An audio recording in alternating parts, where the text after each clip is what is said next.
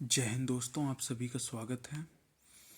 आज हम डिस्कस कर रहे हैं डेली करंट अफेयर 6 फरवरी का। तो पहला क्वेश्चन हम देखते हैं। सबसे पहला प्रश्न है, भारत में परिवहन सेवाओं में कौन सा परिवहन सबसे अधिक राजस्व अर्जित करता है। तो अब हम ये जान लेते हैं कि भारत में कौन सा परिवहन सबसे अधिक राजस्व अर्जित करता है। तो ऑप्शन नंबर बी इसका राइट आंसर हो जाएगा, सड़क परिवहन। भारत में जो सड़क परिवहन सबसे ज़्यादा इस्तेमाल होने वाला परिवहन है, यह देश के आर्थिक विकास और सामाजिक एकीकरण में क्या करता है, अहम भूमिका निभाता है। सड़क परिवहन यात्रियों और माल ढोने दोनों के लिए सबसे किफ़ायती और पसंदीदा साधन है। इसे भी याद रखिएगा। तो इसका ऑप्शन हो जाएगा ऑप्शन नंबर बी, सड़क परिवहन। अगले प्रश्न पर चलते हैं। अगला प्रश्न है, निम्नलिखित में से कौन सा देश विश्व में धन प्रेषण के मामले में शीर्ष प्राप्त करता रहा है।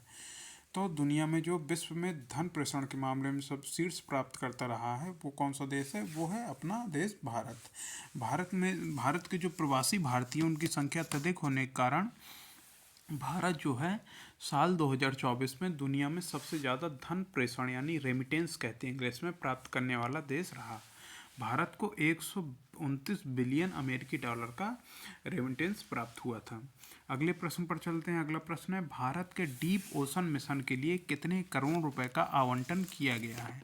तो जो भारत का डीप ओशन मिशन है, इसके लिए कितने करोड़ रुपए का आवंटन किया गया है। तो इसके लिए किया गया है, भारत सरकार ने इसके लिए 600 करोड़ रुपए का आवंटन किया है। भारत सरकार ने ये जो डीप ओशन मिशन यानी समुद्रयान प्रोजेक्ट भी कह सकते हैं इसे, इसके लिए 600 करोड़ रुपए आवंटित किए हैं। इसके तहत क्या होगा, इसके तहत वैज्ञानिकों को खोज करने के लिए समुद्र की गहराई में भेजा जाएगा। अगले प्रश्न पर चलते हैं। अगला प्रश्न है, किसको 1 फरवरी 2025 को बीसीसीआई द्वारा लाइफ टाइम अचीवमेंट पुरस्कार से सम्मानित किया गया। अगर हम बात करें लाइफ टाइम अचीवमेंट पुरस्कार के बारे में जो बीसीसीआई के द्वारा दिया जाता है, तो उसका क्या नाम है, उसका नाम है कर्नल सी के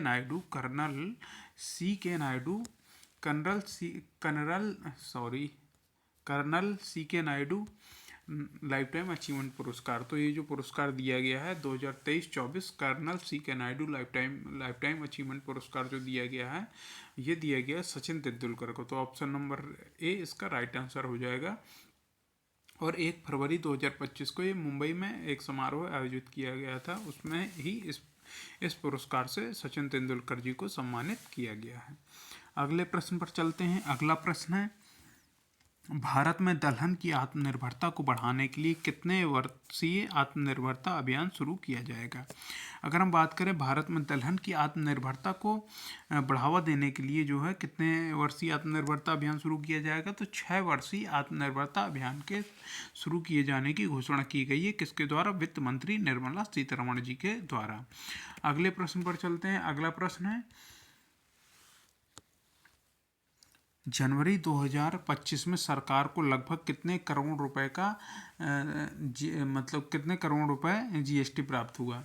तो अगर हम बात करें जीएसटी के बारे में, तो जनवरी 2025 में सरकार ने जीएसटी राजस्व जो प्राप्त किया वो 1,95,506 करोड़ रुपए प्राप्त किया है। तो ऑप्शन के हिसाब से ऑप्शन नंबर डी इसका राइट आंसर हो जाएगा। तो 1,95,506 करोड़ रुपए प्राप्त किए, जो जनवरी 2024 में प्राप्त किए गए 1,74,106 करोड़ रुपए से 12.3% अधिक है।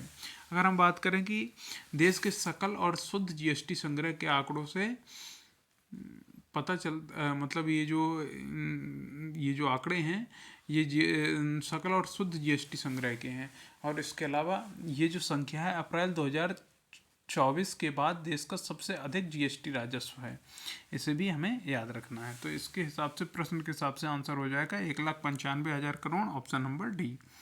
अगले प्रश्न पर चलते हैं। हाल ही में केंद्र सरकार ने विभिन्न राज्यों में आपदा न्यूनीकरण के लिए कितने करोड़ रुपए को मंजूरी प्रदान की। अगर हम बात करें आपदा न्यूनीकरण के लिए, केंद्रीय गृह एवं सहकारिता मंत्री अमित शाह की अध्यक्षता में एक उच्च स्तरीय समिति ने विभिन्न राज्यों में आपदा शमन यानी डिजास्टर मिटिगेशन के लिए 3,027.86 करोड़ रुपए को मंजूरी प्रदान की है। उच्च स्तरीय समिति ने सबसे अधिक सूखा प्रभावित 12 राज्यों को 22.16 करोड़ रुपए की कुल लागत वाली परियोजना को भी मंजूरी दी। तो याद रखिएगा, आपदा न्यूनीकरण के लिए 3027.86 करोड़ रुपए, और जो सूखा प्रभावित 12 राज्य हैं उनको 2022.16 करोड़ रुपए की लागत वाली परियोजना को मंजूरी दी है। अगले प्रश्न पर चलते हैं। अगला प्रश्न है, भारत ने 4 नए रामसर स्थलों को शामिल किया है, जिसके बाद देश में कुल रामसर स्थलों की संख्या बढ़कर कितनी हो गई? तो भारत में पहले 85 थे, अब 4 और जुड़ गए तो अब हो गए 89। अगर हम बात करें जो 4 जो जुड़े हुए हैं वो कौन कौन से नए रामसर स्थल हैं वो भी देख लेते हैं। एक है सक्कर पक्षी अभ्यारण्य जो तमिलनाडु में, एक है थेरथंगल पक्षी अभ्यारण्य, ये भी तमिलनाडु में है। इसके अलावा एक सिक्किम में है खेचोपालरी, क्या नाम है? खेचोपालरी वेटलैंड, ये सिक्किम में है। और एक उधवा झील उत्तराखंड में, सॉरी उत्तराखंड नहीं, झारखंड, थोड़ी सा सेम नाम था इसलिए कंफ्यूज हो गए। तो उधवा झील चारों जो देख लेते हैं कौन कौन से हैं। सक्करकोटी पक्षी अभ्यारण्य तमिलनाडु में, थेरथंगल पक्षी अभ्यारण्य ये भी तमिलनाडु में, सिक्किम में खेचोपालरी वेटलैंड है, और झारखंड में उधवा झील, ये 4 जो हैं शामिल किए गए हैं। अगले प्रश्न पर चलते हैं। अगला प्रश्न है, आप लोग कमेंट सेक्शन में बताइएगा उससे पहले कि वर्ल्ड वेटलैंड्स डे यानी विश्व आर्द्र भूमि दिवस कब मनाया जाता है, और भारत की पहली कौन सी आर्द्र भूमि को इस रामसर साइट के रूप में घोषित किया गया था, ये भी आप लोग कमेंट सेक्शन में बताइएगा। दोस्तों, अगर आपने अभी तक हमारे इस यूट्यूब चैनल को सब्सक्राइब नहीं किया है तो प्लीज़ सब्सक्राइब कर लीजिएगा। अगर आप हमारा ये जो वीडियो है फेसबुक में देख रहे हैं तो आपको कमेंट सेक्शन में, इस वीडियो के कमेंट सेक्शन में आपको हमारे यूट्यूब चैनल की और अदर सोशल मीडिया प्लेटफॉर्म्स की भी लिंक प्राप्त हो जाएगी।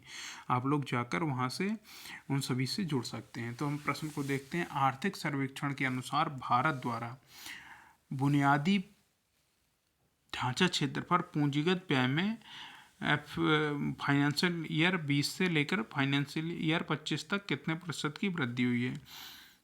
तो आर्थिक सर्वेक्षण के अनुसार जो भारत सरकार द्वारा बुनियादी ढांचा क्षेत्र है उसके पूंजीगत व्यय में वित्त वर्ष 2020 से लेकर वित्त वर्ष 2025 के बीच कितने प्रतिशत की वृद्धि हुई है? तो अगर हम बात करें इस प्रतिशत की वृद्धि के बारे में तो ये लगभग 38.8% बढ़ा है। तो ऑप्शन नंबर सी इसमें राइट आंसर हो जाएगा। अगर हम बात करें आर्थिक सर्वेक्षण के बारे में तो आर्थिक सर्वेक्षण जो है एक सालाना दस्तावेज है जिसमें कृषि, औद्योगिक उत्पादन, रोजगार, मुद्रापूर्ति, कीमतें, आयात निर्यात, विदेशी मुद्रा भंडार और अन्य आर्थिक कारकों का विश्लेषण किया जाता है। अगर हम बात करें आर्थिक सर्वेक्षण के बारे में तो ये जो तैयार किया जाता है मुख्य आर्थिक सलाह के मार्गदर्शन में तैयार। अगर हम बात करें आर्थिक सर्वेक्षण के बारे में तो आर्थिक सर्वेक्षण को भारत के मुख्य आर्थिक सलाहकार के निर्देशन में तैयार किया जाता है। इसे केंद्रीय बजट से पहले संसद में पेश किया जाता है, इसे याद रखिएगा। अगला प्रश्न है, भारत वैश्विक सेवा निर्यात में लगभग कितने प्रतिशत हिस्सेदारी रखता है? अगर हम बात करें भारत की वैश्विक सेवा निर्यात में कितने प्रतिशत हिस्सेदारी है तो भारत की हिस्सेदारी है लगभग 4.3%। कितनी? 4.3%। ऑप्शन नंबर ए इसका राइट आंसर हो जाएगा।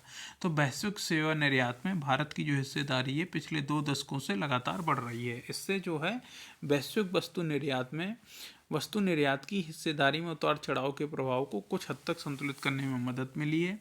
अगर देखा जाए तो भारत वैश्विक स्तर पर 7वें स्थान पर है तथा वैश्विक सेवा निर्यात में इसकी जो प्रतिशत हिस्सेदारी है वो 4.3% है। तो भारत वैश्विक निर्यात में लगभग कितने प्रतिशत हिस्सेदारी रखता है? तो 4.3%। ऑप्शन नंबर ए जो है राइट आंसर हो जाएगा। अगले प्रश्न पर चलते हैं। अगला प्रश्न है, देख लेते हैं, हाल ही में किस राज्य सरकार ने धर्मांतरण विरोधी विधेयक पेश किया है? अगर हम बात करें धर्मांतरण विरोधी विधेयक के बारे में तो ये किसने पेश किया है? ये मैं एक मिनट, हाँ ठीक है, ये पेश किया गया है किसके द्वारा? ये पेश किया गया है राजस्थान सरकार के द्वारा। राजस्थान राज्य सरकार के द्वारा ये जो है विधेयक पेश किया गया है। तो राजस्थान के जो स्वास्थ्य मंत्री हैं उनका नाम है गजेंद्र सिंह खीमसर ने धर्मांतरण के खिलाफ विधेयक पेश किया जिसका नाम क्या है? राजस्थान विधि विरुद्ध धर्म संपरिवर्तन प्रतिषेध विधेयक 2025। एक बार और नाम सुन लीजिए, राजस्थान विधि विरुद्ध धर्म संपरिवर्तन प्रतिषेध विधेयक 2025 है। इसे किसने प्रस्तुत किया? इसे प्रस्तुत किया है राज्य के स्वास्थ्य मंत्री गजेंद्र सिंह खीमसर ने।